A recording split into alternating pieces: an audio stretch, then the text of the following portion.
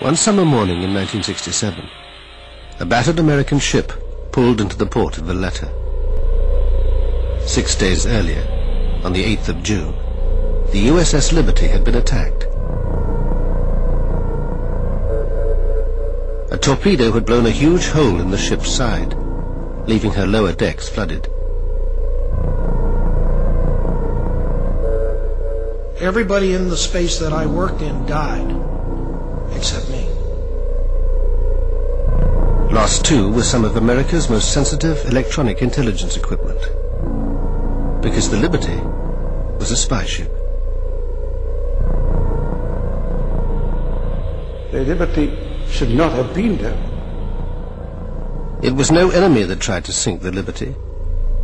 It was America's ally, Israel, then fighting its Arab neighbors in the Six-Day War.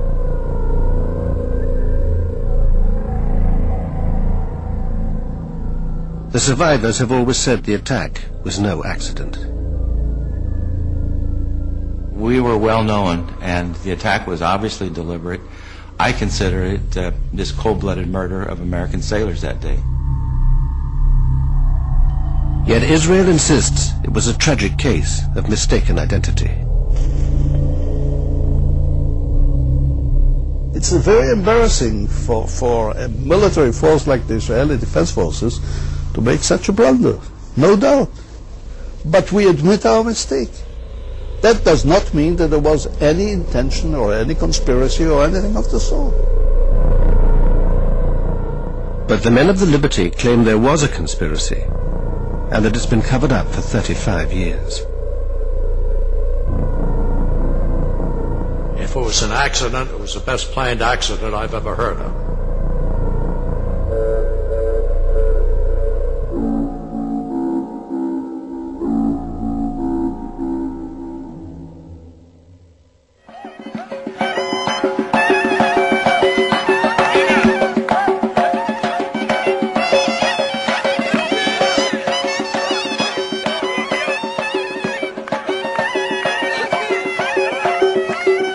If Jews today can gather at their holiest site, the Wailing Wall, it's because the Six-Day War brought them control of Jerusalem's old city.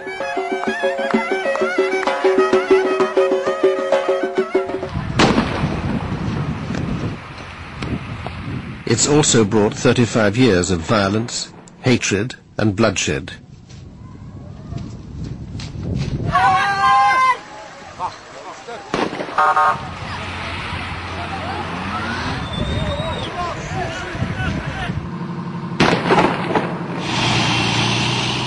Since 1967, Israel has become the dominant power in the Middle East, thanks to its alliance with the US. It was a turning point in our relationship with Israel. Up until that point, we had avoided being a major arms supplier to Israel.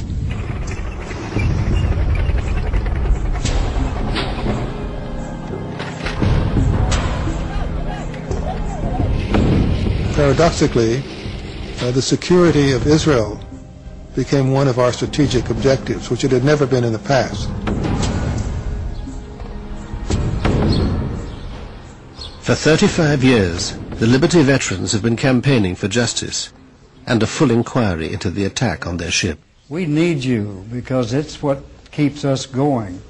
We can't do the things we want to do without your help. We have never learned why it happened that day,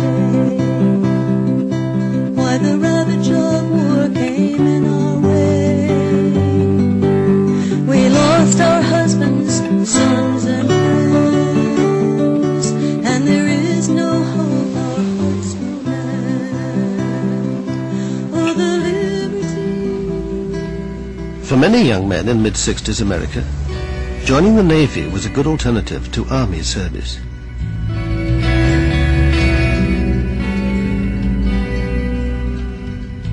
It was kind of funny. I didn't want to go. It was Vietnam. My friends were coming back in body bags, and I put it off for a month. I got a second notice, and I figured I'd better do something, and I went and enlisted in the Navy, and went into the Navy, and 13 weeks later after boot camp, I got onto the USS Liberty. Rankowski didn't yet know it, but the Liberty would also be on her way to war. While America was distracted by Vietnam, the Soviet Union was extending its influence in the Middle East. It backed radical governments in Syria and Egypt, whose president, Gamal Abdel Nasser, had become the Arab world's chief spokesman in its struggle with Israel. Egypt was under enormous pressure at the time. Pressure by the Arab partners. I remember the Jordanians calling President Nasser and telling him, "You are only bragging, you are not doing anything, you are letting down your Syrian allies," and things like that.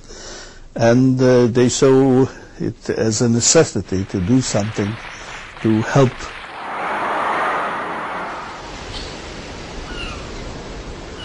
Meanwhile, the USS Liberty had crossed the Atlantic and put in at the West African port of Abidjan. Some of the sailors were on leave and busy with their home movie cameras.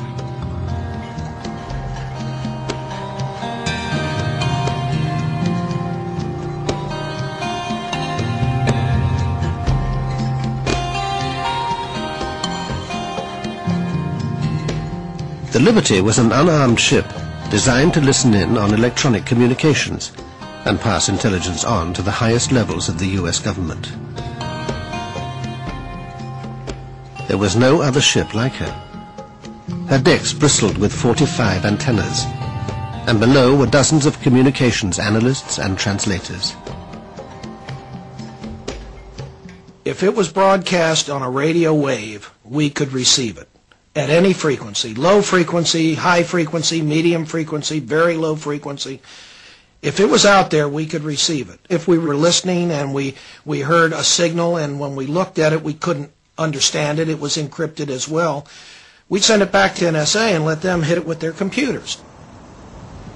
NSA, the National Security Agency, is America's top-secret organization for handling electronic intelligence.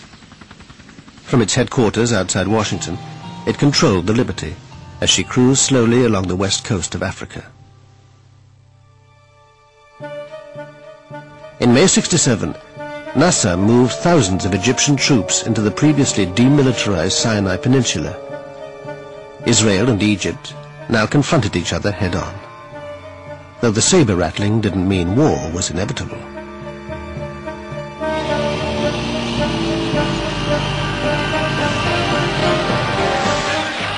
Then Nasser raised the stakes. He closed the Straits of Tiran, cutting off the Israeli port of Eilat. Israel saw this as an act of war and began to mobilize.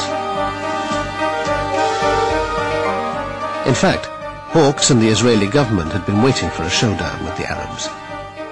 Both sides now prepared for war. Soon to be caught up in this was the USS Liberty. Her commander, William L. McGonigal, had been in the Navy since World War II. The crew included highly trained code breakers and radio experts, like Dave Lewis.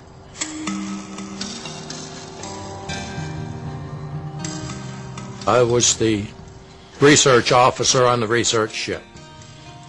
The commanding officer drove the ship, the executive officer was his assistant, and I was in charge of the 195 security group personnel. We were sent around the world wherever there might be a hot spot to see if we could determine what was going on and if the United States desired any intervention of any sort. Life aboard the USS Liberty was like no other naval life. And in the 1960s, ships of that ilk operated independently.